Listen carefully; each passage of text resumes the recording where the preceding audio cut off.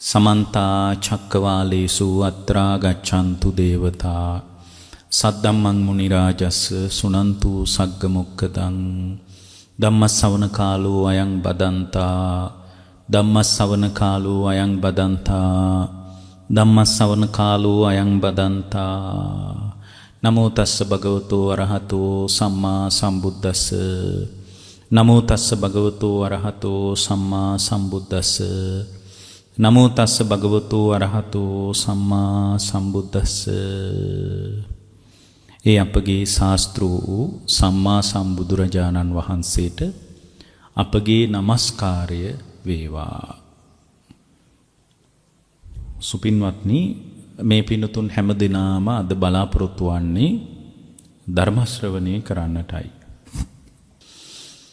හොඳයි.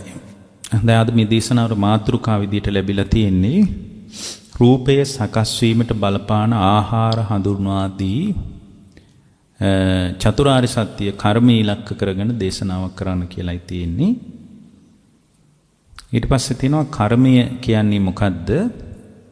කර්මී නිදාන සම්භවයත්, කර්මී විවිධත්වයත්, කර්මී විපාකේ, කර්ම නිරෝධය සහ කර්ම නිරෝධගාමිනී පටිපදාව පිළිබඳව දේශනාවක් කරන්න කියලා තියෙනවා.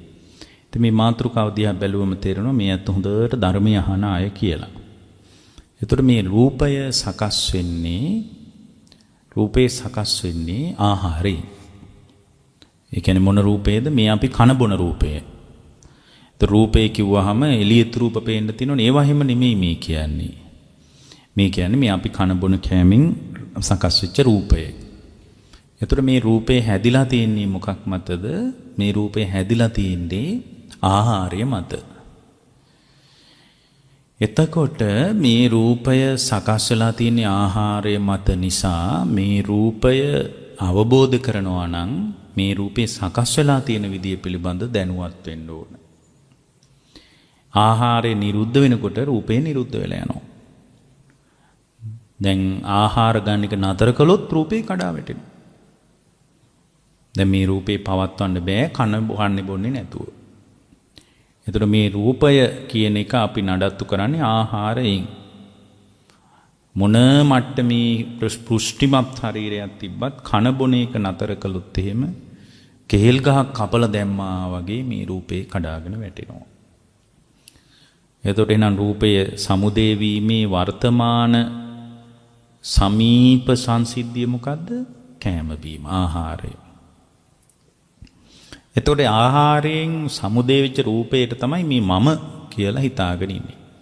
මේ රූපේ මගේ කියලා හිතාගෙන ඉන්නේ. එතකොට මේ රූපය ආහාරයෙන් හටගත්තා නම් ආහාරයෙන්මනේ රූපේ හැදිලා තියෙන්නේ. ආහාරයට අයිති දෙයමනේ රූපේ තියෙනකොට. එතකොට කන බොන කෑමේ තියෙන්නේ සතර මහා ධාතුව. එළියේ කෑම බීමේ තියෙන්නේ සතර මහා ධාතුව.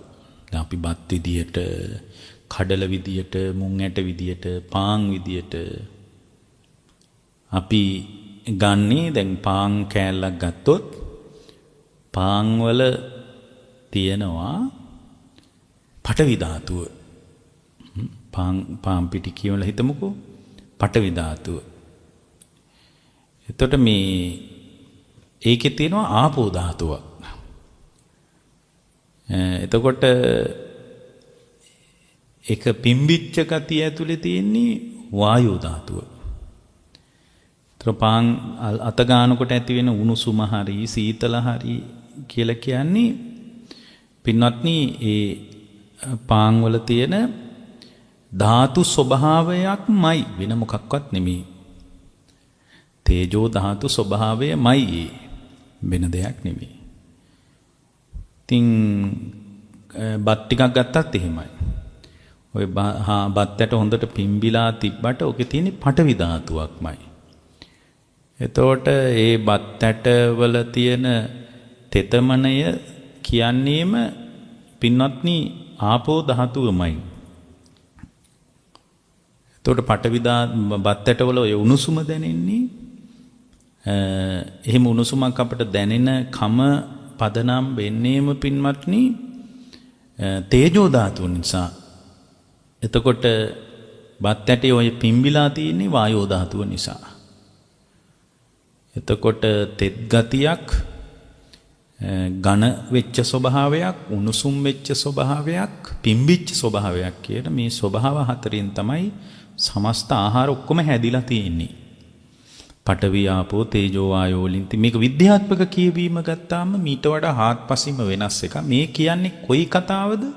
අදට 2600කට එහා පැත්තේදී ලෝකයා මෙහිම එකක් දන්නේවත් නැති කාලෙක සරුවඥතා ඥාණයෙන් බුදුරජාණන්සේ වදාළ දේ බුදුරජාණන්සේ මෙහිම වදාළේ ඇයි? ලෝකයේ ගැන දැනුම් හදන්නද නෑ.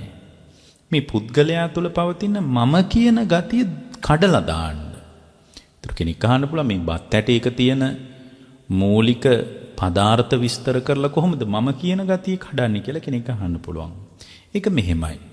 දැන් බත් මාළු පිණි විදියට අපි කනකොට නඩත්තු වෙන්නේ මේ රූපය. ඒතර බත් මාළු පිණිවල තියෙන එකමයි මේ රූපේ තියෙන්න ඕන. මේ සිත ගැන එහෙම නෙමෙයි මේ කියන්නේ. මේගොල්ලෝ මෙහෙම අල්ලනකොට දැනෙන මේ රූපය. ඒතර මේ රූපේ හැදිලා තියෙන්නේ මේ රූපය සකස් වීම පිණිස මව් කුසේදිත් මේ රූපේ වැඩුණේ ওই විදියටම තමයි. දා අම්මා කන බොන කෑමෙන් තමයි මේක හැදිලා තියෙන්නේ. අම්මා ගත්ත සතර මහා ධාතු වලින් තමයි මව් කුසේ රූපේ හැදුනේ. කර්ම විඥානේ බැහැගත් එක මේ සිත ගැන නෙමෙයි කියන්නේ කියලා කිව්වේ. දැන් මේ පින දුකන මේ රූපේ සකස් වීම පිණිස බලපාන දෙයක් කියන්නේ. එතකොට මේ රූපය අම්මා කන බොන කෑමෙන් තමයි මව් කුසේදී වැඩුණේ. කලල රූපයක් විදියට. ඊට පස්සේ අපි බිහි වුණාට පස්සේ කොහොමත් සතර මහා ධාතුවෙන්මයි නඩත්තු උනේ. එතකොට දැන් මේ සතර මහා ධාතුවෙන් නම් මේ රූපේ යැපෙන්නේ මේ රූපේ තියෙන්න ඕන තර්කයක් විදියට ගත්තත් සතර මහා ධාතුමයි. වෙන මොකක්වත් තියෙන්න බෑනේ. ඒ කියන්නේ ඕක තමයි ධර්මී කියන්නේ අජ්ජත් පඨවි ධාතු, බාහිර පඨවි ධාතු, පඨවි ධාතු, පඨවි ධාතු වේවේසං. අභ්‍යන්තර පඨවි ධාතුවත් බාහිර පඨවි ධාතුවත් විදියට පඨවි ධාතුවක් විදියට සමානමයි. වෙනසක් නැහැ. නමුත් බත්මාළු පිණිවලට මම කියලා කියන්නේ නෑනේ. කවුරු හරි කියනවද බත් ඇට දිහා බලන්න මේ මම කියලා? නෑනේ. බත් වලින් හැදිච්ච රූපේට මම කියලා කියන කමක් තියෙනවනේ. දැන් බත් වලට මම කියලා අපි කියන්නේ නැති වුණාට මේ බත් වලින්ම හැදිච්ච රූපේට මම කියලා කියනවනේ. මේ නාම ධර්මවත් සිත ගැනවත් විඥානය ගැනවත් වේදනාව ගැනවත් සංකාර ගැනවත් මානසිකාර ඒවා ගැන නෙමෙයි මේ කියන්නේ. ඒවා වෙනම හැදෙන ඒවා. මේ කියන්නේ මේ රූපය කියන එක. මේ රූපය. එතකොට මේ රූපය තුල තියෙන්නේ බත් ඇටයක තියෙන පදනමමයි. වෙන මොකක්වත් තියෙන විදිහක් නැහැ. ඇයි මොකක්වත් තියෙන්න බැරි? බත් වලින්මයි මේ රූපය හැදිලා තියෙන්නේ. බත් වලින් විතර නෙමෙයි බාහිර සතර මහා ධාතුයි. ඉතින් සමහර රටවල් තියෙනවනේ බත් කන්නේ නැති. ඒගොල්ලොත් යැපෙන්නේ බාහිර සතර මහා ධාතුවෙන් තමයි. එතකොට බාහිර සතර මහා ධාතුයි දැන් කඩල කාලා මේ ඇඟ හැදෙනවා නම් කඩල වලට අපි කවදාවත් මම කියලා කියන්නේ නැහැ. නමුත් කඩල වලින් හැදිච්ච මේ රූපයට මම කියලා මගේ ඇතුලෙන් පිළිගැනීමක් ඇති වෙනවා සිත තුළ. එතකොට මේ පොදු ධර්මතාවය දැක්කට පස්සේ සිත මැදහත් වෙන්න පටන් ගන්නවා. සිත මැදහත් වෙන්න පටන් ගන්නවා. එතකොට මේ සිත මැදහත් වෙන්න අර රූපේ පිළිබඳ ආත්ම දෘෂ්ටිය කඩාගෙන වැටෙන්න පටන් ගන්නවා. එතකොට දැන් මේ රූපය මේ මොහොතේ ආහාරයෙන් හැදුනට මේ ආහාරයෙන් රූපය හැදෙන්න බලපෑවේ මොකද්ද? ආහාරයෙන් හැදෙන්න රූපයට බලපෑවේ විඥාණය නම් වූ ආහාරය. හරි කන බොන කෑමෙන් හරි මෙහෙම රූපයක් නඩත්තු කරන්න උනේ මොකක් නිසාද? විඥානයක් බැසගෙන තියෙන නිසානේ. විඥානයක් බැසගෙන නැති රූපයක් ගැන අපි කවදාවත් නඩත්තු කිරීමක් ගැන යාට අදහසක් නැහැනේ. මැරිච්ච මලමිනි වලට අපි බත් කවන්නේ නැහනේ. ඒතර මලමිනියක තියෙන පරමාර්ථ සන්දර්භය මොකද්ද? විඥානේ බැහැර වෙලා තියෙනවා. ඒකයි වෛද්‍ය විද්‍යාත්මකව කියවන්න එපා. කියවුවොත් එයාට වෙන ඒවා ටිකක් ඔළුවට එනවා.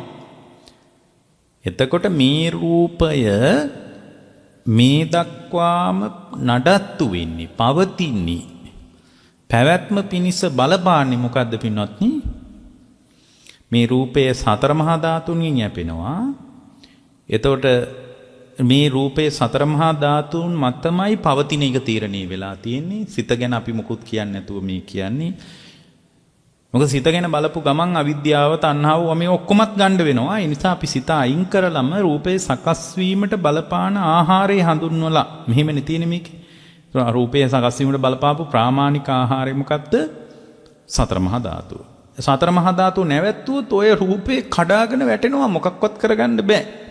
මනසත් අවුල් වෙලා යනවා, මතකයක් දුර්වල වෙලා යනවා, ස්නායු පද්ධතිය දුර්වල වෙලා යනවා. ආස්වාස ප්‍රාස්වාස කරන්නවත් ජවයේ නැහැ, මොකක්වත් නැහැ. හරිද? එතකොට මේ රූපය කියන එක සතර මහා ධාතුව මතමයි යැපෙන්නේ. සතර මහා ධාතුව මත යැපුණට මේ දක්වා එතකොට දැන් පඨවි මේකෙත් තියෙන්නේ මේ පඨවි කොටස් ටික තෙත් වෙච්ච ස්වභාවයක් තියෙනවා. ලේ වලින් දහඩිය වලින් ඇතුළට ගන්න ආපෝ ධාතුව වතුර විදියට ගන්න එක නිසාම ඇතුළෙත් වතුර ස්වභාවයක් පවතිනවා. බොහොම සරලව කිව්වොත්. සෙමවල, සොටුවල, මූත්‍රාවල, දහඩියවල, කඳුළුවල, උරුණු තෙල්වල, ලේවල පවතින්නේ ආපෝ ස්වභාවයක්මයි. එතකොට ආපෝ ස්වභාවය තුල කිසිම වෙනසක් නැහැ. බාහිර ආපෝ ධාතුවයි ඇතුලේ ආපෝ ධාතුව වෙනසක් නැහැ. ඒකනේ වතුරට ලේ දැම්මහම වතුරෙත් එක්ක ලේ කවලම් වෙලා යන්නේ. ඕගොල්ලන්ගේ ඇඟේ තියෙන ලේ වතුරට වැටුණාට පස්සේ වතුර වෙනම ලේ වෙනුම පවතින්නේ නැහනේ. වතුරත් එක්ක මිශ්‍ර වෙලා පවතිනවා. වෙනසක් නැහැ. එහෙනම් ආපෝ ධාතුවක් විදියට වෙනසක් තියෙන විදියක් නැහැනේ. අර මේ කියන්නේ ලේවල ඔය B පොසිටිව් ඒ කතාව නෙමෙයි. ලේවල පවතින අර වර්ගීකරණය කියන්නේ මේ කියන්නේ ධාතුව මූලිකම தত্ত্বය මේ කියන්නේ. මේ මූලික தত্ত্বයනේ පස්සේ කාලේ බෙදන්නේ. මෙන්න මෙයාගේ තියෙන මේ ලේ වර්ගයේ එහෙම බෙදන්නේ. හරිද? ඒ වර්ග කරන්නේ. A පොසිටිව් B පොසිටිව් එහෙම කියන්නේ. ඒක ගැන නෙමෙයි මේ කියන්නේ. මූලිකම தত্ত্বය. මූලිකම தত্ত্বය විසමපාතයක් නැහැ. ඒකයි ලේ වතුරත් එක්ක මිශ්‍ර වෙන්නේ. ඒකයි. වතුර වලට ලේ මිශ්‍ර වුණාට පස්සේ ලේ වෙනම පවතින්නේ නැහැ. වතුරත් එක්ක මිශ්‍ර වී පවතින. එහෙනම් වෙනසක් නැහැ නේ. එළිය එකමයි ඇතුළෙත් තියෙන්නේ. හැබැයි ඒ කියන්නේ ඒක ඇතුළේ අපිට මේ ටිකට මම කියලා පිළිගැනීමක් තියෙනවා. එතකොට මේ මම කියලා පිළිගත්ත රූපයත් පඨවි කොටස් 20ක් මේකේ තියෙනවා. ඒ ටික ආපෝ කොටස් වලින් තෙත් වෙලා තියෙන්නේ. තේජෝ ධාතුවෙන් උණුසුම් වෙලා තියෙන්නේ. මේ අල්ලුවම උණුසුමක් දැනෙන්නේ. තේජෝ ධාතුවෙන් උණුසුම් වෙලා තියෙන්නේ. වායෝ ධාතුවෙන් තමයි මේ පුෂ්ටිමත් වෙලා තියෙන්නේ. පිම්බිච්ච බවක් තියෙන්නේ. ඒකෙත් මේ හැකිලෙන්න, මේ අතපය හකුලවන්න වායෝ ඒකෙත් ගොඩාක් කොටස් තියෙනවා. හකුලන්න උදව් වෙන වායෝ ධාතුවක් තියෙනවා. මේ අතපය හකුලවන්නේ වායෝ ධාතුව. මේ අතපය බලන මේ බුදු කෙනෙක්ගේ විස්මිත ඥාණය. මේ අතපය හකුලවන්න දිගාරින්න අවශ්‍ය වායෝ ධාතුවක් තියෙනවා. ඒතර ආහාර දිරවන්න වායෝ ධාතුවේ උපකාරයක් තියෙනවා. මේ විද්‍යාව කියලා එකක් ගැන බටහිර විද්‍යාව කියලා එකක් ගැන දන්නේවත් නැති කාලයක බුදුරජාණන් වහන්සේ ಭಾರತೀಯ සමකාලීන ඉගැන්වීම් වලට මේක මතු කරපු විදිය. හැබැයි අද මතු කරා නම් බුදුරජාණන් වහන්සේ මීට වඩා වෙනස් විදියට මතු කරાવી. ඒ නිසා අපි ඒ කාලේ මතු කරපු එක අපි වෙනස් කරන්නේ නැතුවයි අපි ඉගෙන ගන්න ඕනේ. අවද වෙලා තියෙන අද තියෙන දැනුමත් එක්ක යාලා මේක සසඳලා ගලපලා තේරුම් ගන්න හදනවා. ඒක තේරුම් ගන්න හදන එක ඊටාම අසාර්ථකයි. ඒක හරිම අසාර්ථකයි. එතකොට ඒක අසාර්ථක වෙන්නේ ඇයි? අසාර්ථක වෙන්නේ පින්වත්නි මේ වෙලාවේ මේ ක්‍රියාත්මක වීම සම්බන්ධ බටහිර ලෝකෙට කිසිම අදහසක් ගන්න බෑ. මොකුත් අදහසක් ගන්න බෑ. උදාහරණයක් විදියට පේන මට්ටමේ ඇසේ ක්‍රියාත්මක වීම කොහොමද කියලා කවුරුත්ම දන්නේ නැහැ. කවුරුත්ම දන්නේ නැහැ. ඇහෙන මට්ටමේ කන ඇතුලේ සිද්ධ වෙන ශ්‍රවණ මාත්‍රය. ඇහෙන එක ඇතුලේ මෙන්න මෙහිමයි වෙන්නේ කියලා බටහිර විද්‍යාව දන්න කෙනෙකුට මේක ලියලා කරලා පෙන්වන්න පුළුවන්. හැබැයි ඇහෙන මට්ටම දැන් මේ වෙලාවේ කන කොහොමද වැඩ කරන්නේ කියලා ලෝකෙට කිසිම අදහසක් නැහැ. ඇයි අදහසක් නැත්තේ? ඒ ඇහෙන මට්ටමේ ක්‍රියාත්මක වෙන විදිය බලන්න වෙන්නේ මැරිච්ච මිනිහෙක්ගේ කනක් අරගෙනනේ. කනේ මෙහෙම පිටලා තිනවා, කන් බෙරේ මෙහෙම පිටලා තිනවා, කම් සිදුරේ මෙන්න මේ විදියට තමයි මේ හැරවුම් ලක්ෂයන් පිටලා තියෙන්නේ කියලා බලන්න වෙන්නේ මැරිච්ච මිනිහෙක්ගේ කනක් කපලමයි. එතකොට කන කියන ඉන්ද්‍රිය මට්ට මේ කන කියන ඉන්ද්‍රිය සම්බන්ධ ලෝකෙට අදහසක් තිබ්බට සෝත ආයතනය කියන එක ගැන ලෝකෙට කිසිම දවසක දැනුමක් නැහැ. ඇහෙනකොට ඇහෙනවා මේ ඇහෙන මට්ටම තුළ කොහොමද කන ක්‍රියාත්මක වෙන්නේ කියලා ලෝකෙට කිසිම අදහසක් නැහැ. ඒ කියන්නේ දැන් ඇහෙනකොට කොහොමද වෙන්නේ කියන එක ගැන කිසිම පරිශනාත්මක දැනුමක් ලෝකෙට නැහැ. ඒ කන ගැන ඒතකොට විද්‍යාව දන්නේ විද්‍යාව ගැන කන ගැන දන්නවා. කන පිහිටලා තියෙන විදිය දන්නවා. ඇහෙන ක්‍රියාවලිය කොහොමද සිද්ධ වෙන්නේ කියලා දන්නවා. ඇහෙනකොට කනේ ශබ්ද තරංගවල පරිමාව ගැන ලෝකේ දන්නවා. ඒවා දන්නවා ඒගොල්ලෝ. ඇහෙනවා කියලා. ඒතකොට ඇහෙන මට්ටම තුල කනට අපි කියන්නේ සෝත ආයතනෙ. සෝත ඉන්ද්‍රිය නෙමෙයි. සෝත ආයතන. ආයතන කියන්නේ ඇස තුල කොහොමද කන තුල කොහොමද කනයි ශබ්දයයි සෝත විඥානය තුන එකතු වෙන්නේ. ඒකතුත් එක්ක ශ්‍රවණ මාත්‍රයත් එක්ක කොහොමද යා සංජානනීය කරගන්නේ? කොහොමද යා විතර්ක කරගන්නේ? කොහොමද යා ඒක ਵਿਚාර? ඒක ගැන ලෝකේ දන්නේ නැහැ ඇත්තට. සංජානන ක්‍රියාවලිය ලෝකෙන් ඇහුවොත් එයාලා දන්නේ නැහැ. ඒ කියන්නේ ඒක අසාර්ථකයි. ඒක බටහිර විද්‍යාව විතරක් දන්න කෙනෙක් කියන්න පුළුවන් ඒ තියෙන උද්දච්චකමට නෑ ඕක මෙහෙමයි කියලා කියන්න පුළුවන්. ඒක එහෙමයි වුණාට යාලා ඇහෙන මට්ටමේ, පේන මට්ටමේ, දැනෙන මට්ටමේ යාට කිසිම පරිශ්‍රණයක් කරගන්න බෑ. පරිශ්‍රණයක් කරත් නිකන් උඩින් තමයි බලන්න වෙන්නේ. අභ්‍යන්තරය තුළ කොහොමද මේ ශ්‍රවණ මාත්‍රය තුළ මේ සංසිද්ධිය ක්‍රියාත්මක වෙන්නේ කියලා ලෝකෙට කිසිම අදහසක් නෑ. එච්චර ලෝකෙ දියුණු නැහැ. හරි. එතකොට දැන් මේ රූපය තුල පවතින්නේ සතර මහා ධාතුමයි. එතකොට සතර මහා ධාතු උනාට මේ රූපය පිළිබඳ ඔයාලට නැද්ද මම කියලා පිළිගැනීම? මම කියලා ඉතින් මම කිලිම පිළිගැනීමක් තිබ්බට මේ සතර මහා ධාතු මම කියලා පිළිගත්තට ඒක ඇත්තටම මම නෙමෙයි. බාහිර සතර මහා ධාතුයින් නඩත්තු වෙච්ච එකක් තියෙන හේතුඵල ටිකක් තියෙන්නේ. ඒකට මේ රූපේට මම කියලා මානසිකව එළඹීමක් සිතින් පිළිගැනීමක් අපි තුල. ඕක තමයි කෙලෙස් කියලා කියන්නේ. මේ රූපය මම මේ රූපය තුල තමයි මම ඉන්නේ. මා තුලමයි මේ රූපවත් බව කියලා ඔයාලා තුල එළඹෙන එකට අපි කියනවා සක්කාය දිට්ඨිය කියලා. ඕකමයි මූලික කෙලෙස්. ඒකනේ ඒක කඩන්න ඕන පළවෙනියෙන් කියන්නේ. සෝවාන් වෙනකොට පළවෙනියෙන් දුරු කරන කෙලෙසේ මොකද්ද? සක්කාය දිට්ඨිය. ඒකමයි මූලික ඔයගොල්ලෝ දුර්වල කරන්න ඕනේ. පළවෙනි කෙලෙසේ ඕක තමයි. පළවෙනි කෙලෙසේ ඕක තමයි. එතකොට මේ රූපය තුල මම ඉන්නවා මා තුල තමයි මේ රූපවත් බව තියෙන්නේ කියලා ඔය පින්නතුන්ලා තුල පිළිගැනීමක් පවතිනවා. ඒ පිළිගැනීමට තමයි කෙලෙස් කියන්නේ. ඔයගොල්ලෝ අහන්න පුළුවන් කෙලෙස් කියන්නේ මොනවද කියලා. ඉතින් කෙලෙස් 1500ක් කියලා ඔය රේරුකාණී චන්දවිමල මහානායක ස්වාමීන් වහන්සේම ලියපු පොතක් තියෙනවා. ඇත්තටම කෙලෙස් කියන එකේ පොදු මූලික தত্ত্বය තමයි ඔය සක්කාය දිට්ඨිය. ඒක කැඩුවහම සෝවාන් වෙනවා. මේ රූපය තුල මම ඉන්නවා මා තුල රූපවත් බවක් තියෙනවා කියලා ඔයාලා පිළිගන්නේ නැත්නම් ඒ පිළිගන්නේ නැති தত্ত্বය ස්ථාවර වෙලා නම් එයා සෝවාන් ආය වෙන මොකක්වත් නැහැ. සෝවාන් වුණාම මුකුත් මැජික් කරන්න එහෙම බෑ. උඩින් යන්නත් බෑ මුකුත් කාගවත් හිත පේන්නෙත් නැහැ මුකුත් නැහැ සෝවාන් වුණා කියලා. මේ සෝවාන් වෙන එක මහා ලොකු හපංකමක් කියලා එහෙම ලොකු මේ කාලේ අර සෝවාන්කම කියන එක අරුම පුදුම තත්වයක් විදිහට මිනිස් තුල මවලා තිනවා. එතකොට එයාලගේ හිත වැඩ කරන්නේ නැහැ. ඕවා එක මට පුළුවන් අත්පත්. එතකොට ඒ හිත තුල ඇති වෙන ඍණාත්මක මන්දගාමීකම විසින් කුසලයේ යට කරන ඕක තමයි අද වෙලා තියෙන්නේ. මොකද සිතට අනුවනේ ලෝකේ වැඩ කරන්නේ. සිත විසින්නේ ලෝකේ මවන්නේ. එතකොට සිත තමයි ලෝකේ නිරූපණය කරන්නේ. ඒතර සිතට අපි ගන්නවා අපෝ අපිට නම් බෑ ඕක කරන්න කියලා බෑ කියලා ගත්ත ගමන්ම ඒ බෑ කියලා ගන්න එක ඇතුලේ යාර තුල මෝරනවා නීවරණ. බෑ කියලා ගන්න එක ඇතුලේම උද්දච්චය තියෙනවා. විචිකිච්ඡාව තියෙනවා. සැකයක් උපදිනවා මට බැරි වෙයිවත් මේක. මට කරන්න පුළුවන් වෙයිදෝ කියලා සැකයක් තියෙනවා හිත ඇතුලේ විචිකිච්ඡාව. ඒකනේ ඒ නීවරණය කියන එක විසින් අර Tamanට සෝවාන් වෙන්න කුසලතාවයක් තිබ්බත් ඒක පාගගෙන ඉන්නේ.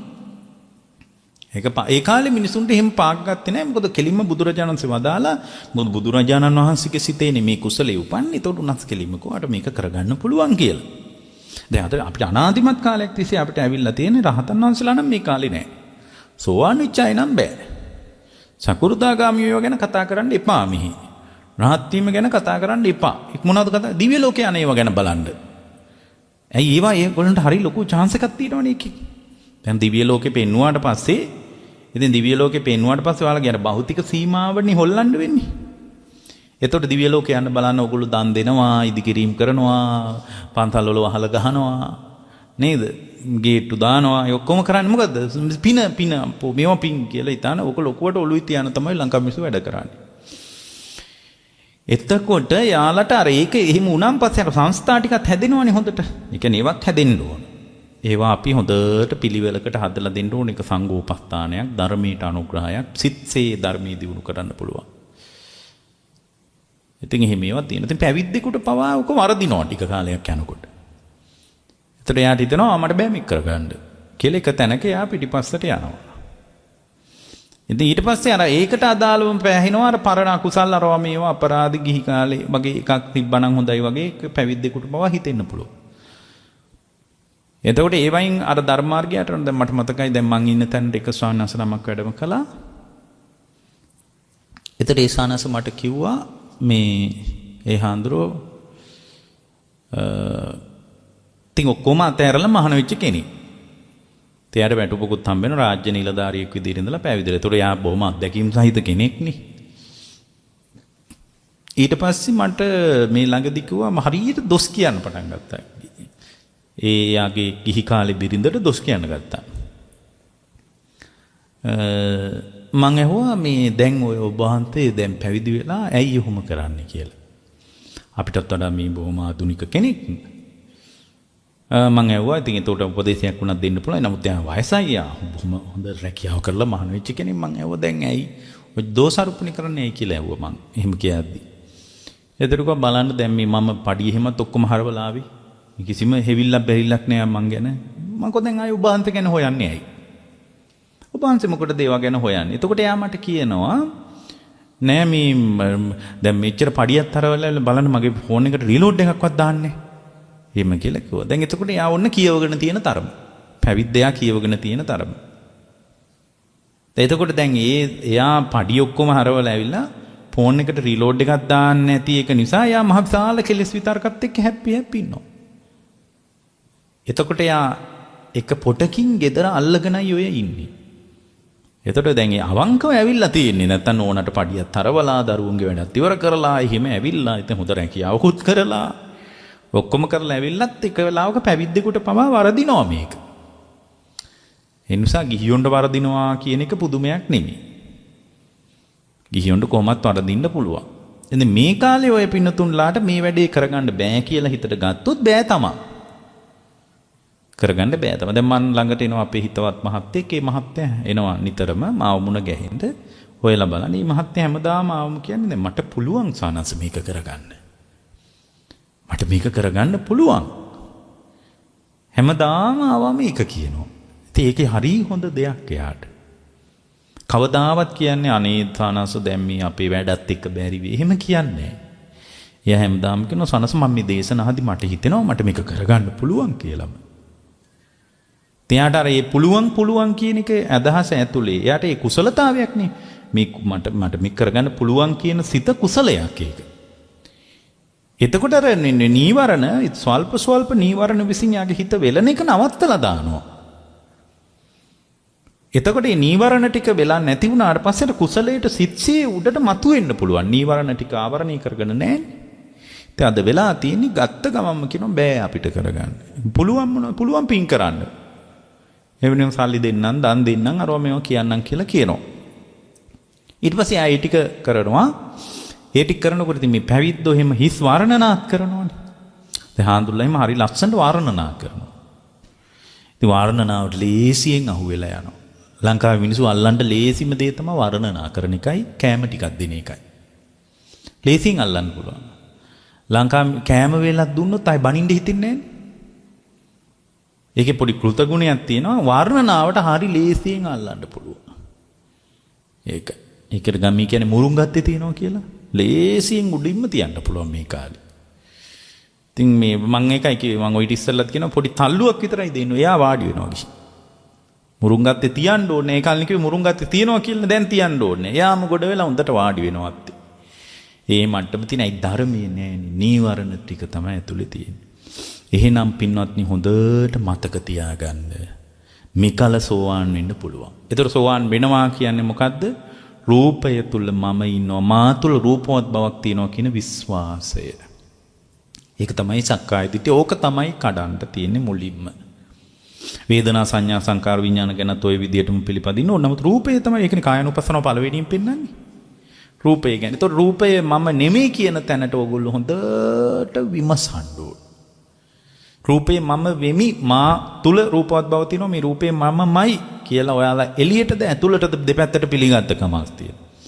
නමුත් ඊට පරමාර්ථ සත්‍යයෙන් බලනකොට මේ රූපේ තුල තියෙන නාම සංස්කාර ගැන අබමල් රේණුවක්වත් හිතන්නේ නැතුව බලන්න රූපේ තුල තියෙන බාහිර සතර මහා ධාතුවමයි. මෙච්චර දවස් රූපේ වැඩුණේ එළියේ සතර මහා ධාතුවෙන්මයි. කිසිම උපකාරයකින් නෙමෙයි. රූපය පැත්තෙන් බැලුවොත් මේ වර්තමාන රූපය ගැන පවතින එක ඒකට කර්මී බලපෑමක් තියෙන ඒවා නාම සංස්කාර ඇසුරින් තමයි බලන්න ඕන. රූපය කියන සංසිද්ධිය විතරක්ම එළියට අරගෙන බැලුවොත් නාම සංස්කාර ටික ඔක්කොම වහලා රූපේ විතරක් බැලුවොත් සතර මහා ධාතුවෙන් තොර අබමල් රේණුවක්වත් මේකේ සතර මහා ධාතුමයි තියෙන්නේ. එතකොට ඒ සතර මහා ධාතුවෙන් හැදිච්ච මේ රූපේට මම කියනවා, එළිය රූපේට මම කියලා කියන්නේ. ඉතින් මේක මම කියලා ග්‍රහණය කරන්න පුළුවන් නම් ඒ කියන්නේ මේක මමමයි. මේ රූපවත් බව මා තුළමයි පවතින්නේ කියලා ඔයගොල්ලෝ හිතනවා නම් ඔයාලගේ එළියේ කෙනෙක්ගේ ලේ වලින් ඔයාලගේ රූපේ පවත්වන්න බෑ. ඔයාලගේ ලේ අඩුයි නම් අපිට බැරිද එළියේ කෙනෙකුට ලේ දෙන්න බැරිද ඔයාලට? ඔයාලගේ ලේ අඩුයි. දැන් වෛද්‍යවරු කියනවා සමහරට ඔයාගේ ලේ අඩුයි. එක්කෝ අපි හිතමුකෝ රුධිර වහනයක් වුණා කියලා. එතකොට මොකද කරන්නේ? එළියේ කෙනෙක්ගේ ලේ වලින් ඔයාලගේ රූපය තුල ඒ අඩුව වහන්න පුළුවන්. ඒ මම නොවන නිසා, ඒ අනාත්ම නිසාමයි. කවුරු හරි කෙනෙක් ලෙඩ ඇඳේ ඉඳලා කාගේ හරි ලේ වලින් එයා ජීවත් වෙනවා නම්,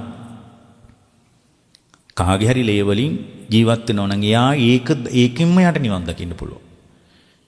එයා ඒක දිහාම බලාන හිටියොත් අනේ මේ රූපේ අනාත්ම නිසාම නේද?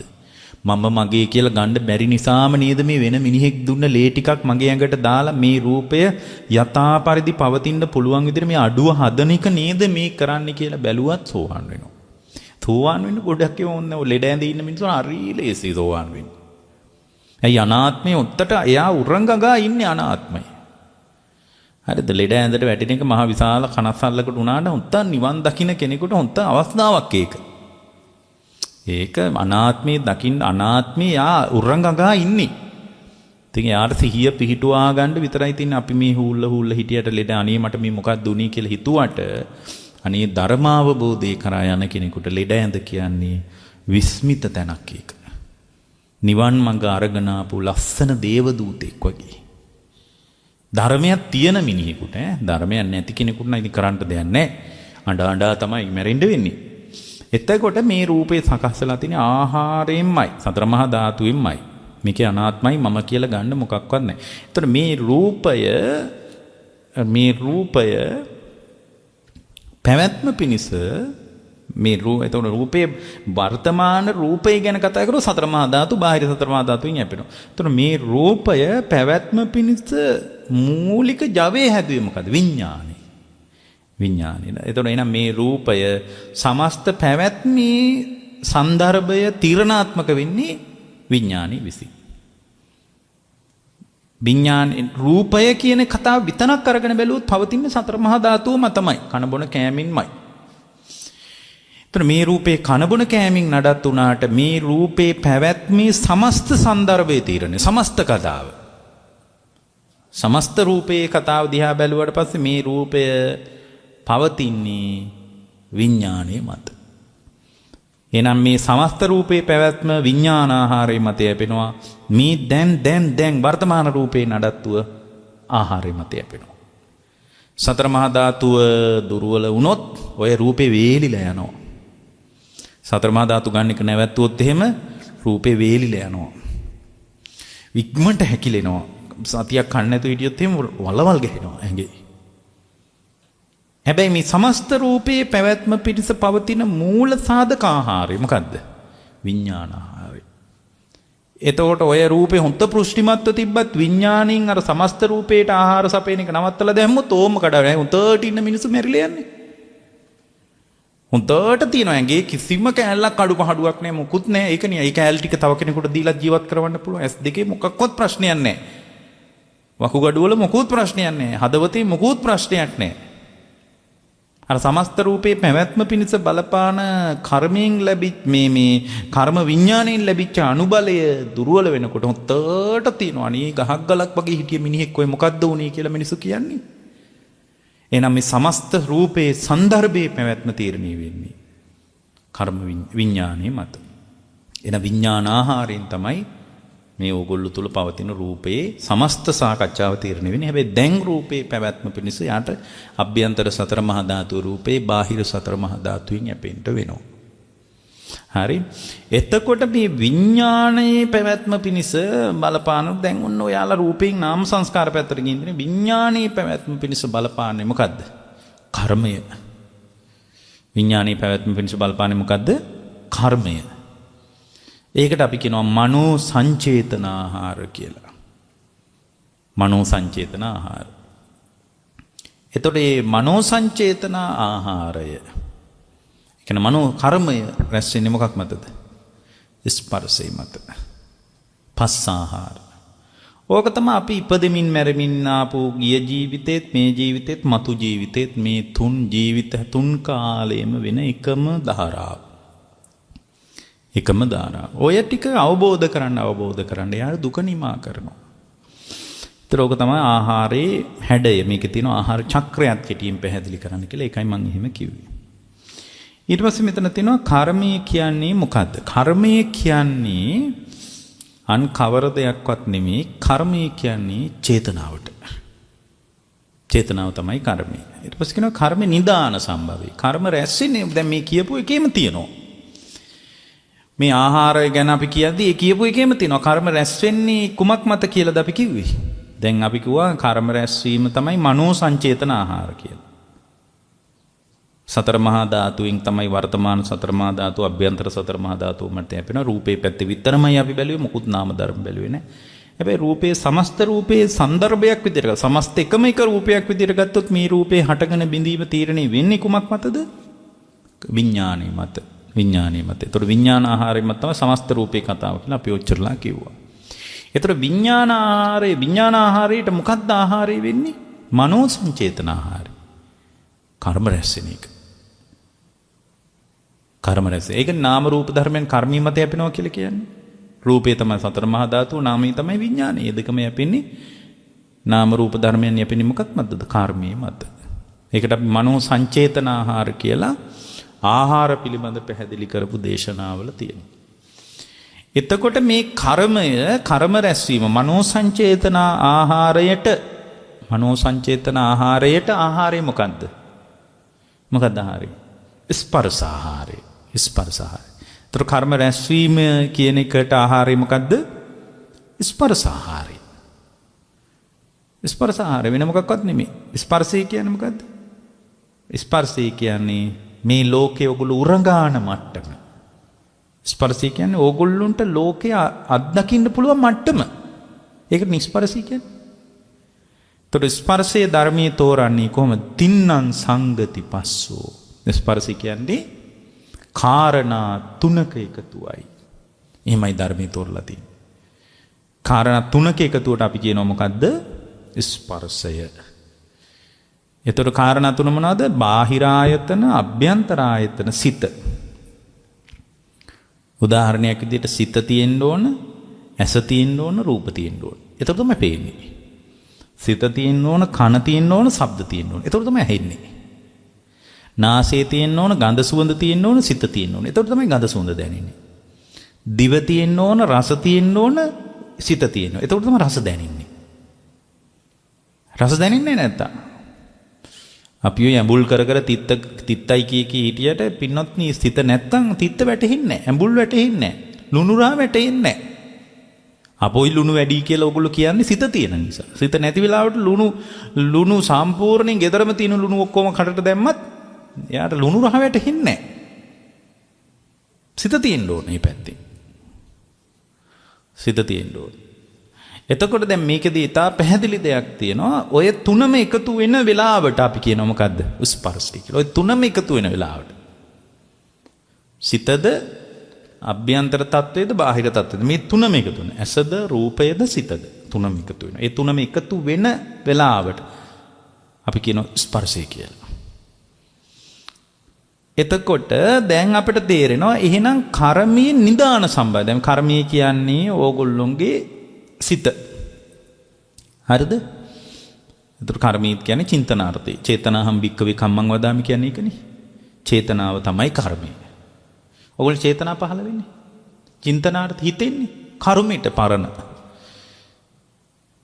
ඔයාලට එහෙම හිතෙන්නේ පරණ කර්මයට. ඒකනේ අම්මයි දරුවෝ එක වගේ හිතන්නේ නැත්තේ. දරුවන්ගේ කර්මයට දරුවන්ට හිතෙනවා, අම්මගේ කර්මයට අම්මට හිතෙනවා. දැන් සමහර ඒවා එපා කියද්දී අපි පැටලෙන්නේ සමහර ප්‍රශ්නවල. පරණ කර්මයට. ආය අම්මා ඇවිල්ලිලා හරියන්නේ මං කිව්වා ඕක කරන්න එපා කියලා. වැඩක් නැහැ කියලා. එයාට එහෙම හිතෙන්නෙම පරණ කර්මයට. දැන් සමහර වෙ දරුවන්ගේ සම්බන්ධතාවය මෙතන කොච්චර එපා කිව්වත් අහන්නේ නැහැ. පෙන්නනවා ඇඟිල්ලෙන් ඇනලා පෙන්නනවා මේ බලාපන් ප්‍රශ්නයක් තියෙනවා මෙතන. කියලා අම්මා කියනවා. ඉතින් හොරෙන් හරි යනවා ඇදගෙන. කරුමෙට.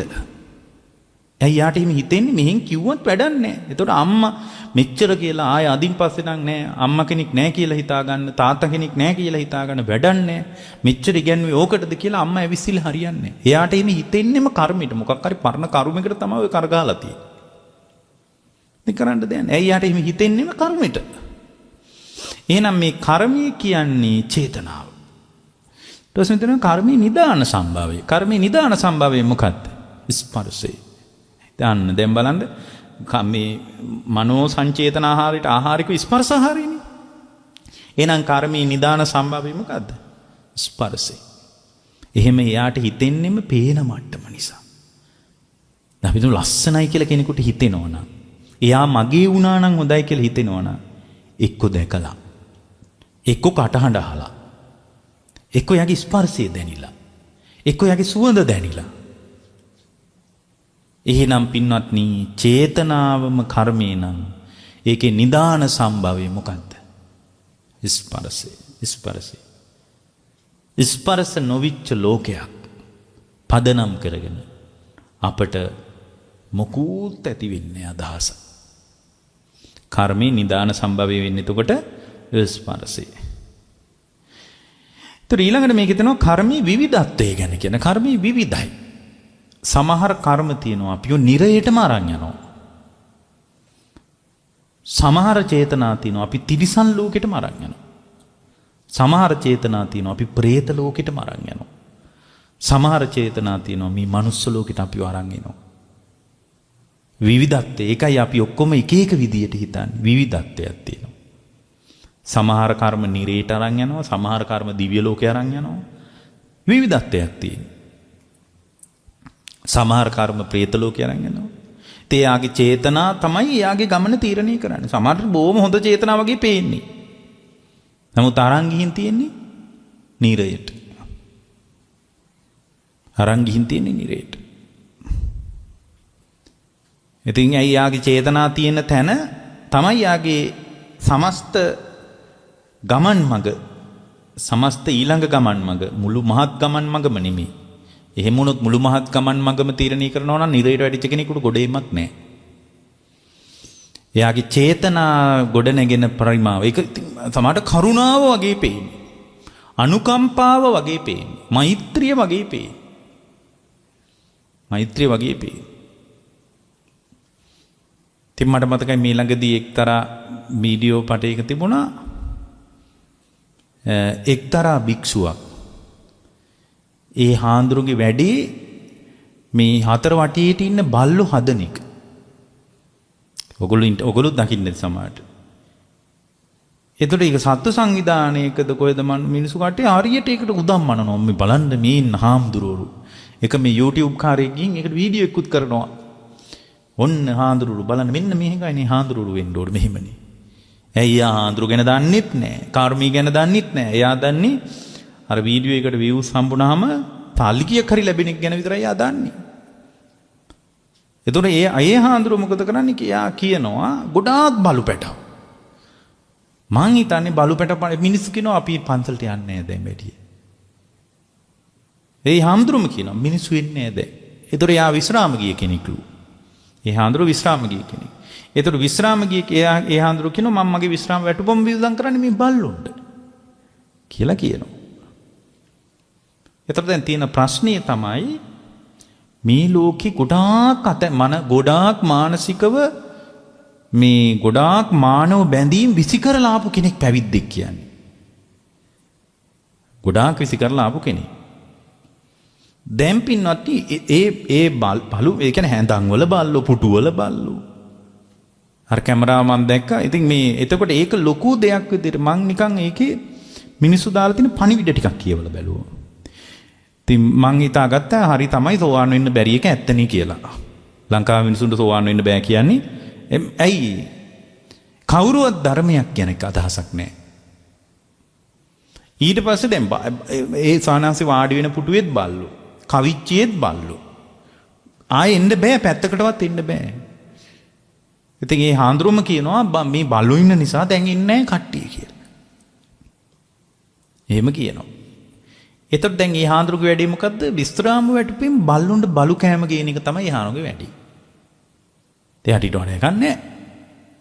ඒතර ඕක එළියට පේන්නේ කරුණාව, මෛත්‍රිය වගේ. ලෝකේ මෛත්‍රිය කියන්නේ සතර සතිපට්ඨානෙ පිහිටුවා ගැනීමයි.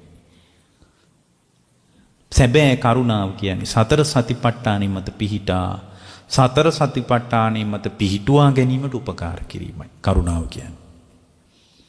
කරුණාව කියන්නේ බල්ලොන්ට බත් අම්බන එකට නෙමෙයි. බල්ලගේ කර්මය තමයි යාගේ වන්නේ. ඒ වේමත්තතාවයක් නෙති විවිධත්වයක් තියෙන කර්මය. එයා ගොඩනගාගත්ත පැරණි යාගේම සංස්කාර තමයි බල්ලෙක් කරලා තියෙන්නේ. ඒක මට ගොඩ දාන්න පුළුවන්ද? බෑනේ. එතකොට දැන් මේ සානාසික මේ සිත නම් දුවන්නේ උඩු දුවන්නේ. ගොඩාක් වෙලාවට මං කියන්නේ ඒ හාඳුරු බල්ලෝ අතර උපදිනවා කියලා එහෙම නෙමෙයි. ඒ වැඩෙන බලු චින්තනය එතකොට සංවේදී මොනවා ගැනද? සතර සතිපට්ඨාන ගැන නෙමෙයි. බල්ලොන්ට කෑම දාන ඒවා ගැන. බල්ලොන්ට බෙහෙත් කරන ඒවා ගැන. බල්ලෝ නාවන ඒවා ගැන. හරිද? ලෙඩ වෙච්ච බල්ලෝ ගැන. ඕවනේ ඔළුවේ වැඩ කරන්නේ. එතකොට බලු චින්තනයන්නේ ඔළුවේ තියෙන්නේ. ත්‍යාග මැත්තෙන් වුණත් එහෙම අපි කියන්න වෙනවනේ. එයාගේ චේතනාව නේද කර්මය. එතකොට බල්ලන්ට හරියන තිරිසන් ලෝකෙට හරියන විදියට නේද දැන් සිත වැඩ කරන්නේ. බල්ලන්ගේ කෑම ගැන, බල්ලොන්ට බෙහෙත් දෙන ඒවා ගැන, නාවපු බල්ලෝ ගැන, නාවපු නැති බල්ලෝ ගැන. අනික බල්ලෝ 60ක් විතර වුණාන් පස්සේ ආයෙ වෙන වැඩක් කරන්න පුළුවන්ද? ඊට පස්සේ ඇස් අරපු ගමන් බල්ලෝ පේන්නේ. කනින් ඇහෙන්නේ බල්ලෝ කෑ ගහන හඬ. ඉතින් බල්ලෝ 60ක් විතර හිටියට පස්සේ රෑ දෙගොඩ හරිය වෙනකම් බල්ලෝ කෑ ගහන එකනේ. බල්ලොන්ට ඉතින් වෙන වැඩක් නැහැ නේ. ඉතින් කෑ ගහන්නේ ඔය ඇහෙන්නේ. එතකොට ඇපෙන්නේ බල්ලෝ. ඇහෙන්නේ බල්ලොන්ගේ සද්ද. දැනින්නේ බල්ලොන්ගේ ගඳ. එතකොට යාට මේ ගඳ ආපත්‍ති වෙනවා ඊට පස්සේ. ගඳ බව වැටහෙන්නේ නැහැ. අපි අලුතෙන් ගියාම අපෝ මේ පන්සලේ බල්ලොන්ගේ ගඳ ආයෙනම් මේ පැත්තකවත් ඉන්නේ නැහැ කියලා මිනිස්සු ඇරලා ගියාට ඒ හාරෝ යන්නේ නැහැ නේ කත්තල්ල. ඇයි? ඒ හාඳුරන්ට මේ බල්ලොන්ගේ ගඳ ස්ථාවර වෙලා හිට. ඒකට අනුව චිත්ත වීති හැදිලා ඒක පිහිටලා දැන් ඒ ගඳක් වැටෙන්නේ නැහැ දැන්. සමහරට අපිට හිතනවනේ කුණු කාණු වයිනේ කොහොමද මිනිස්සු ඉන්නේ කියලා. ඔය ඉන්නේ අසාගේට. අපිට ඉන්න බෑනේ. ඔළුවේ මාරු වෙනවා. ඒකට අදාළ චිත්ත වීති හැදිලා ඉතාම සාමාන්‍යකරණය වෙලා දැන්. එතකොට ඇසින් පේන්නේ බල්ලෝ. කනින් ඇහෙන්නේ බල්ලොන්ගේ සද්ද. නාසයට දැනෙන්නේ බල්ලොන්ගේ. ඊට පස්සේ දැබට ඉන්නේ බල්ලෝ හැම වෙලාවෙම ඇඟේ. එහෙන් ගියත් මෙහින් බල්ලෙක් වලිග වනමන ඉන්නවා හේතු වෙලා සිවුරට. වාඩි වුණත් අයිනේ බල්ලෙක් ඉන්නවා. එතකොට බල්ලන්ගේ පහස දැනෙන්නේ. එතකොට මේ බල්ලන්ට අදාළව තමයි හැම වෙලාවකම මනසේ සිතුවිලි ගලන්නේ. සංස්කාර ගොඩ නැගෙන්නේ. ඇස කන නාසය දිවකය මනසින ආයතන හයෙම මේ චේතනා ගොඩ නැගින්නේ බල්ලන් අතර ඉපදෙන්න. මෙහි කරුණාව කියලා කියනවා බල්ලෝ අතර මැරුණට පස්සේ. භාග්‍යතුන් වහන්සේ අදාළේ කෙනෙක් කියාවි මොනවද ඔය කියන්නේ කියලා. ඒක තමයි ඇත්ත කතාව. බලන්න ඕකට තියෙනවා හරි ලස්සන දේශනාව. කුක්කුරවතිය කියලා සූත්‍රයක් තියෙනවා. වෘත සමාදන් වෙච්ච කෙනා කොහොමද එතන උපදින විදිය ගැන කියනවා. එතකොට දැන් මේ කරුණාව කියලා එයා චේතනා ගොඩ නගාගත්තේ අමාරු වැටෙන විදියටයි. මිහිනා ලෝකෙ සුන්දරම කරුණාව කියන්නේ සතර සතිපට්ඨානෙ මත හිත පිහිටුවා ගන්න පුළුවන් හැකියාවට. පරිස්සම් වෙන්න ඕනේ ඒකයි. මෙහි ලෝකයා ප්‍රශංසා කරයි. වර්ණනා කළයි. අගේ කරයි සමහරට අනේ හොඳයි කොච්චර දෙයක්ද බලන්නකො යාගේ කරුණාව කියලා කියයි. ඒ ඉතින් යා ධර්මයක් දන්නෙත් නැතිකමට කරුණාව ගැනත් දන්නේ නැතිකමට. එහෙනම් ලෝකේ මේ කර්මී විවිධත්වය කියන්නේ ඔන්න ඕකට. චේතනාව ගොඩනැගිලා ආයතන හයෙන් මෙයා ස්පර්ශ කරන ලෝකයේ හැඩේ විසින් එයාගේ ගමන් මඟ තීරණය කරනවා. නිරේටද ගෙනියන්නේ, තිරිසන් ලෝකෙටද ගෙනියන්නේ, പ്രേත ලෝකෙටද ගෙනියන්නේ, දිවි ලෝකෙටද අරන් යන්නේ, මනුස්ස ලෝකෙටද අරන් ඉන්නේ කියලා ආයතන හයෙන්ම අත්දකින්න ලෝකේ මත යා චේතනා ගොඩනගාගෙන මත පදිංචි වෙලා ඉන්න පරිමාව විසින් ඒ පදිංචි වෙලා ඉන්න පරිමාව විසින් ස්පර්ශය කර්ම නිදාන සම්භවයේනේ. ඒ ස්පර්ශය විස ගොඩනැගෙන කර්ම සංස්කාර එයාගේ ගමන් මඟ විවිධත්වය කියන්නේ ඔන්න ඕකට. නිරේට ගෙනියන කර්ම තියෙනවා, තිරිසන් ලෝකෙට ගෙනියන කර්ම තියෙනවා, പ്രേත ලෝකෙට ගෙනියන කර්ම තියෙනවා, මේ මනුස්ස ලෝකෙට අරන් එන කර්ම තියෙනවා, දිව්‍ය ලෝකෙට යන කර්ම තියෙනවා. ඒ විවිධයි ඒකයි. ඒතර මෙහි ලෝකේ හිස් වර්ණනාට අහුවෙලා අමාරුවේ වැටෙන්න එපා. ඒකටයි ওই ටික කිව්වේ. ඊට පස්සේ කර්මී විපාකය ගැන කියන්නේ කියනවා. මොකද කර්මී විපාකය? පින්වත්නි, එයා තුල ගොඩනැගෙන චේතනා භවයට අදාළව විපාකයක් විදියට එයා තුල ස්කන්ධ ටික හට ගන්නවා. ස්කන්ධ ටික හට ගන්නවා. ඒක විපාකය. මේ වෙලාවේ ඔයාලගේ රූපය විපාකය. මේ වෙලාවේ ඔයාලා තුල හටගන්න වින්දනය සැප වේදනා වෙන්න පුළුවන්, දුක් වේදනා වෙන්න පුළුවන්. ඒක විපාකය. මේ වෙලාවේ ඕගොල්ලන්ට ලෝකේ අඳුන ගන්න මට්ටම මේ මගේ දරුවා, මේ මගේ බිරිඳ, මේ මගේ තාත්තා, මේ මගේ ස්වාමියා, මේ මගේ ගෙදර, මේ මගේ නෝන ගෙදර, මේ මගේ නෝන බිරිඳ, මේ මගේ නෝන, මේ විදිහට ලෝකේ අඳුන ගන්න ඕගොල්ලෝ. කනින් ශබ්ද අඳුන ගන්න, නාසයෙන් ගන්ධ සුවඳ අඳුන ගන්න, දිවෙන් රස අඳුන ගන්න. සමහරට රහ දැනෙන්නේ නැහැ දිවට. රස වැටෙන්නේ. නීරසමයි වැටෙන්නේ. හරියට කණ්ඩ නැහැ. ගොරෝසු රසමයි හැමදාම අඳුන ගන්න වෙලා තියෙන්නේ. ප්‍රනීත භෝජනයක රස දන්නේ එයා. එයා දන්නේ ගොරෝසු රස. හැමදාම එයා දන්නේ පොල් සම්බෝල ටිකක් එක්ක බත් ටිකක් ආපු රහ.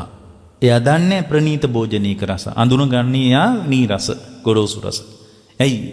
විපාකය. ඒක තමයි යාගේ විපාකය. ආයි ලෝකෙට බැනලා හරියන්නේ නැහැ. දරුවන්ට බැනලා හරියන්නේ නැහැ. දෙමව්පියන්ට බැනලා හරියන්නේ නැහැ. අයියෝ අපි හැදුයි කියලා අහලා හරියන්නේ නැහැ. උඹලට අපි ඔක්කොම කරලා වියදම් කරලා ඉගැන්නුවේ ඇයි අපි ගැන බලන්න බෑ මේ පේනවද අපි කන විදිය කියලා. මේ පින්වත්නි අඳුන ගන්න මට්ටම තුල ලෝකයට, එළියට, මිනිසුන්ට, දරුවන්ට, බිරිඳට, ස්වාමියාට අඳුන ගන්න මට්ටම තුල ගරහලා, චෝදනා කරලා, ඇඟිල්ල දික් කරලා හරියන්නේ නැහැ. ඇයි? අඳුන ගන්න මට්ටම තමයි ඔයාලගේ විපාකය. ඔයාලට මේ හිතෙන විදිය, ඔයාලට දිගින් දිගට සිතුවිලි ගලාගෙන එන විදිය විපාකය. ඔයාට ඔහොම හිතන්න බැරිද? ඇයි ඔයාට මෙහෙම හිතන්න බැරිද? අහලා වැඩන්නේ විපාකයක. එතකොට ඔයාලගේ රූප වේදනා සංඥා සංකාර විඥාන කියන්නේ විපාකය පින්වත්නි. විපාකය. එතකොට කර්ම නිරෝධය ගැන කියන්නේ. කර්ම නිරෝධය මොකද්ද? කර්ම නිරෝධය කියන්නේ විපාකයක් විදිහට රූප වේදනා සංඥා සංකාර විඥාන වල තුල හට ගන්නවා. ඒ රූප වේදනා සංඥා සංකාර විඥාන ටික විපාක කියලාම දැකලා, විපාකයක් විදිහටම දැකලා කෙලෙස් අවුස්සන් නැතුව ඉන්න එක. උපාදානය කරගන්න නැතුව ඉන්න එක. ඒක තමයි නිරෝධය. හරි. නිරෝධයේ පිණිස ක්‍රියාමාර්ග මොනවද? මේ කියනවා නිරෝධගාමිනී පටිපදාව. කර්ම නිරෝධගාමිනී මොකද කර්මය නිරෝධ කරන ප්‍රතිපදාව? කර්මය නිරෝධ කරන ප්‍රතිපදාව අර විපාකයක් විදියට ලැබිච්ච පංචස්කන්ධය අනිත්‍යයි කියලා බලන්න පුළුවන් හැකියාව. අන්න නිරුද්ධ කරන ප්‍රතිපදාව. මේ පංචස්කන්ධය විපාක දිදි අනිත්‍ය වෙලා යනවා කියලා බලන්න පුළුවන්. විපාක දිදී අනිත්‍ය වෙලා යනවනේ මේක මම නෙමෙයි, මගේ නෙමෙයි, මගේ ආත්මය නෙමෙයි කියලා බලන්න පුළුවන්. ඒ බලන්න බල හැකියාව තුළ මොහොතකින් භව නිරෝධයකට. මොහොතක් ඔයගොල්ලෝ බැලුවොත් ඒ මොහොත තුළ භව නිරෝධය. ඔයගොල්ලෝ භාවනාවෙන් පැය භාගයක් බලන්න පුළුවන්, පැය භාගයක් භව නිරෝධය. එම් බල ඒ චින්තනය අපි තුළ පිහිටනවා, ස්ථාවර වෙනවා, ඒක පදිංචි වෙනවා. එතකොට අරහත් වෙයි. එතකොට ඒක අනාත්මයි කියලා බලන්න පුළුවන් හැකියාව. එතකොට ඒක අනාත්මයි කියලා බලන්න පුළුවන් හැකියාව තුළ ඔයාලට මුළු මහත් ආර්ය අෂ්ටාංගික මාර්ගෙම වැඩෙනවා.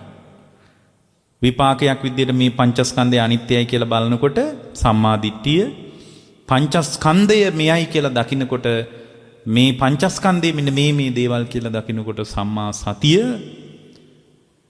මේ පංචස්කන්ධයේ ඇති වෙලා නැති වෙලා යනවා කියන ඉතා තියුණු සිහියට අපි එකතු වෙනකොට ඒ හිත නොවිසිරී පවතිනකොට ඒක සම්මා සමාධිය මේ පංචස්කන්ධය අනිත්‍ය අනාත්මයි කියලා බලන එක තමයි ලොකුම දේ කියලා පේනවනම් අර ඒක භික්ෂුවකට පේන්නේ නැති නිසානේ යා බල්ලු ගැන හිතන්නේ බල්ලු 60ක් විතර හදන්නේ. ඒක බලන්න එක පැත්තකට තියලා මෙහි මොකද්ද වෙන එකක් අල්ලගෙනනේ මේ පැවිද්දේ නාමේ. ඒයි ඒ සම්මා වායාමේ නැතිකමට. ඔයාලට අදාද මේක හිතනවා සම්මා වායාම මේ විදිහට ආර්ය ශ්‍රැංග මාර්ගයෙන් තොරව කර්මයේ නිරුද්ධ කිරීමේ ප්‍රතිපදාවක් නැත. මෙන්න මේ ටික ඔය පින්තුන්ලා අවබෝධ කළොත් ඔයාලා නිවන් දකිනවා. ඒ නිසා ඔබ හැම දිනාටම මේ හෝරාවක ධර්මානුශාසනාව නිවන් පිණිස උපනිශ්‍රය වේවා.